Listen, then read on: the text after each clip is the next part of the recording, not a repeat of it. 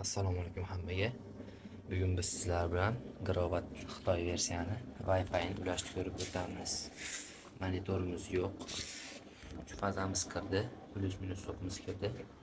Shu yerda ahamiyatga olib qo'yamiz. Bizda plus minus kabel teskari, chunki kabelimiz biroz yetmay qoldi.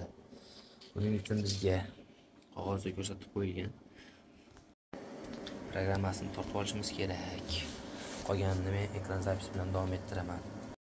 Bizga buning uchun Shine Phone degan programma kerak bo'ladi. Bu yerga kirib turib birinchi bo'lib register tugmasini bosamiz. Xo'p, joylashuvimizni tanlaymiz.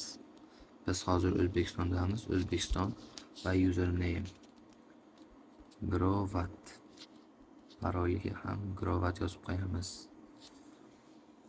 Buni login parolni o'zingizlar sozlashinglar mumkin. Men o'zim esda qolarli qilib yozyapman. Grovat email adres yozib bo'ldim. Send verification kod qilamiz va galchik qo'yib qo'yamiz. Shunday qilib emailga o'tsak, bizga kod kelgan bo'lishi kerak. Xo'p, keldi. 66 39 10 66 39 va 10.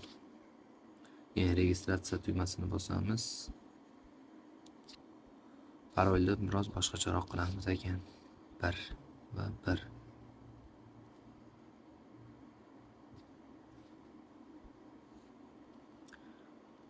Grovat qilamiz. Mana faqat qo'yib plant name deyapti. Grovat 25 KTL. Xo'p, bu yerda planeta nomini so'rayapti. Men Grovat 25 KTL qilib qo'ydim.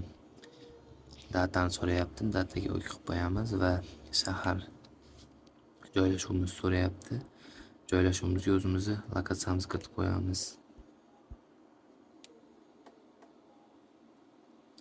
Xo'p, keyin time zona turaveradi. Bu yerga quyosh panelimiz quvvatini yozib qo'yamiz. Biz deylik 10 kilovatlik quyosh panelini ishlatamiz. Plant type turaveradi. Xo'p, endi add plant qilamiz. Va bizdan Wi-Fi da ulashimizni so'raydi. Wi-Fi da QR kodi bor. QR kodini skanerlaymiz va confirm qilib turib standart modga kiramiz. Next step va next step qilamiz.